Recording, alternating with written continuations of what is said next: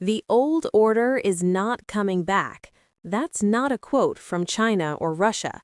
It's from Canadian Prime Minister Mark Carney speaking at the World Economic Forum in Davos, telling the world that America's allies need to accept a rupture, his word, in the transatlantic relationship. Danish Prime Minister Mette Frederiksen is warning that if Trump invades Greenland, it would mark the end of NATO. European Commission President Ursula von der Leyen says Europe must build a new independent Europe because nostalgia will not bring back the old order. This isn't how adversaries talk about America. This is how America's closest allies, countries we've been allied with for 75 years, are talking about us right now. The United States' reputation around the world has collapsed, and it happened in just 1 year. This is how other countries view the United States in January 2026. Let's start with the hard numbers, because America's global reputation hasn't just declined, it's cratered. According to Ipsos polling conducted in March-April 2025, just 3 months into Trump's second term, the reputation of the United States as a force for good in the world has taken a serious hit, particularly among traditional allies in Europe and Canada. Ipsos interviewed over 22,000 adults across 29 countries. The results are devastating. Among America's closest allies, favorable views of the U.S. have plummeted. Australia dropped from 52% favorable in 2023 to just 40% in 2025, a 12-point collapse. Key NATO allies, ratings down across multiple European countries. Tunisia, favorable views crashed from 33% in 2019 to just 9% today. Pew Research Center's June 2024 global survey found that across 34 countries, views of the U.S. are overall more positive than negative, but that's damning with faint praise. It's essentially 50-50. A median of 49% view the U.S. favorably, 49% unfavorably. More importantly, views have become less positive among notable allies since 2023, meaning Trump's second term is accelerating America's reputational decline. The Atlantic Council released its fourth Global Public Opinion Survey covering 21 countries. Their finding?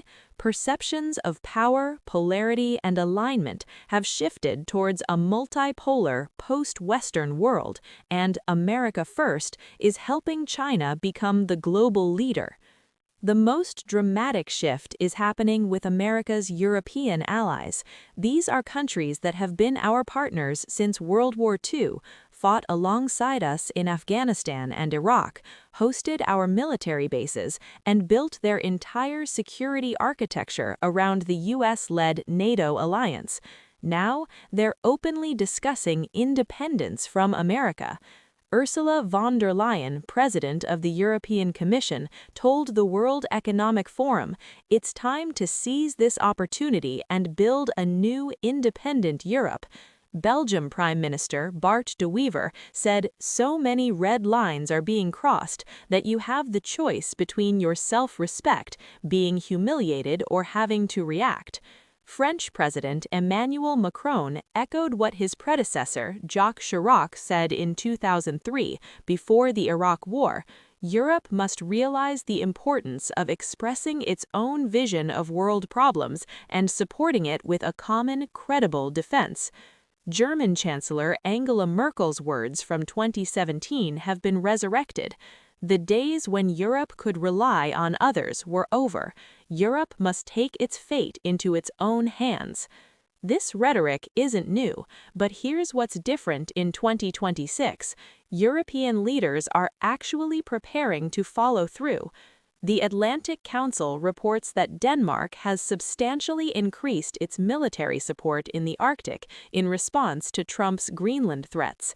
6 NATO countries, France, Germany, Italy, Poland, Spain, and the United Kingdom, issued a joint statement with Denmark, declaring Greenland belongs to its people. It is for Denmark and Greenland, and them only, to decide on matters concerning Denmark and Greenland. When America's NATO allies have to issue joint statements defending each other's sovereignty against the United States, the alliance's most powerful member, NATO is in existential crisis. Europe is holding an emergency meeting on Greenland this week in Brussels. They're discussing triggering the EU anti-coercion instrument for the first time ever, a tool that restricts access to EU services, investments, and public procurement. It would take months to implement and requires approval from 15 member states, but the fact they're considering using it against the United States is unprecedented. If Europe is frustrated with America, Canada is terrified. Prime Minister Mark Carney delivered what NBC News called one of the most blunt speeches at Davos. Without naming Trump or the United States directly, Carney spoke about rejecting a big power's coercion and exploitation. He said the world is experiencing a rupture, not a transition, but a fundamental break in the global order. And he warned the old order is not coming back. Eurasia Group's Top Risks 2026 report states bluntly, outside the U.S., no other country will be as profoundly affected by Trump's political revolution as Canada. The report continues, Canada's long-standing relationship with the U.S., based on ever-increasing economic integration and a rock-solid security partnership, is history. Think about that language, history, past tense, over. Eurasia Group warns that Canada faces ongoing trade uncertainty from Trump threatening 100% tariffs if Canada makes a trade deal with China. Zombie USMCA, the trade agreement between the U.S., Mexico, and Canada that's neither fully dead nor alive. Trump's Don Road Doctrine, his assertion of U.S. primacy in the Western Hemisphere, which puts Canada on the defensive. Venezuelan heavy crude potentially displacing Canadian crude in U.S. markets after Maduro's ouster. Carney's government is now rebuilding the Canadian Armed Forces with a focus on Arctic capabilities and infrastructure to defend Canadian sovereignty against the United States. Read that sentence again. Canada is preparing to defend itself militarily against America. Canadian officials told NBC that Trump withdrew his invitation for Carney to join his Board of Peace, a council originally established to oversee Gaza reconstruction. Why? Because Carney refused to bend the knee on Greenland. Asian allies are watching what's happening to Europe and Canada, and they're making contingency plans. South Korea just saw Trump raise tariffs from 15% to 25% because their democratically elected legislature hasn't rubber-stamped a deal requiring them to hand Trump personal control over $350 billion. South Korea hosts 28,500 American troops to defend against North Korea.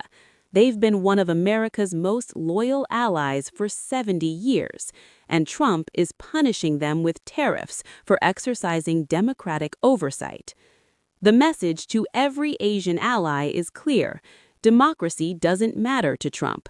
Loyalty doesn't matter. What matters is immediate, unquestioning obedience. Japan is watching nervously. If Trump can turn on South Korea this quickly, Japan could be next.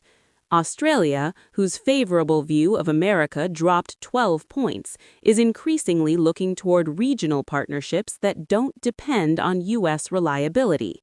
The Philippines, Thailand, and other Asian democracies are all hedging, maintaining U.S. alliances while quietly strengthening ties with China and regional partners. The European Council on Foreign Relations polling found that middle-power countries are increasingly preferring multipolarity over alignment with either the U.S. or China. They don't want to choose sides in a U.S.-China competition when America has proven so unreliable. If there's a single event that crystallized how other countries view America right now, it's Trump's Greenland obsession. Trump has repeatedly demanded that the United States absolutely must take control of Greenland, an autonomous territory of Denmark, a NATO founding member. He's refused to rule out using military force to seize it.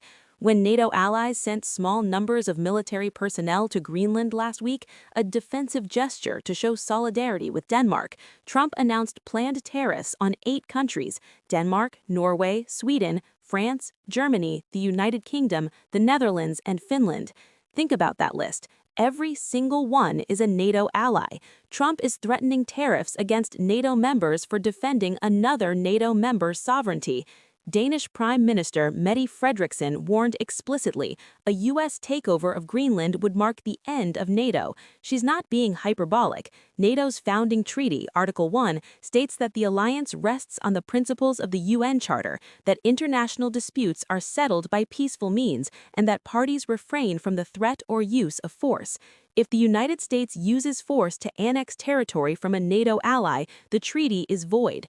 At Davos, Trump gave a speech where he repeatedly called Greenland Iceland, confusing 2 different countries while demanding to take one of them.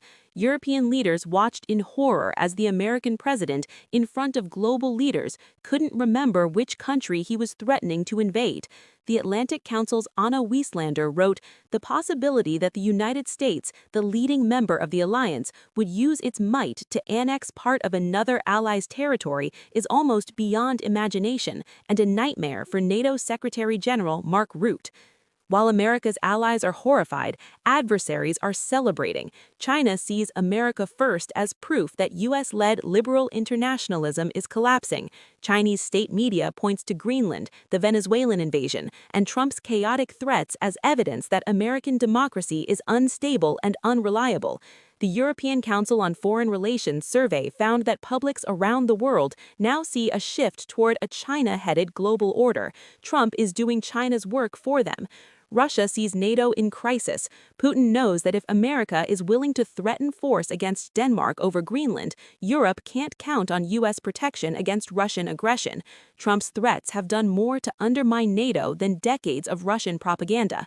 Iran, North Korea, and other adversaries see an America that's distracted, unreliable, and turning on its own allies. They're calculating that now is the time to take risks because America is too chaotic to respond coherently.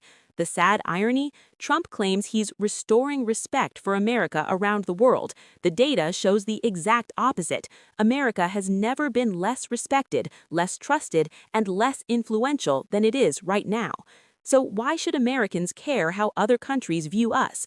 First, our economy depends on allies. The dollar's status as reserve currency, access to global markets, supply chains for everything from semiconductors to pharmaceuticals, all of this requires functioning alliances. When allies don't trust us, they build alternatives that exclude us. Second, our security depends on allies. America has military bases in dozens of countries because those countries allow us to be there. If they kick us out, and some are considering it, our ability to project power collapses. Third, diplomatic isolation means we can't solve global problems. Climate change, pandemics, nuclear proliferation, terrorism. None of these can be solved by America alone. We need cooperation, and cooperation requires trust. Fourth, when Asian allies hedge toward China, we lose. If Asian allies conclude they can't depend on America, they'll accommodate China's rise. If European allies build defense without America, we lose influence over the world's largest economic bloc. Fifth, the world order America built is collapsing, and we're collapsing it. For 75 years, American leadership created relative peace, prosperity, and stability. That's ending not because China surpassed us, but because Trump is destroying alliances faster than any adversary ever could.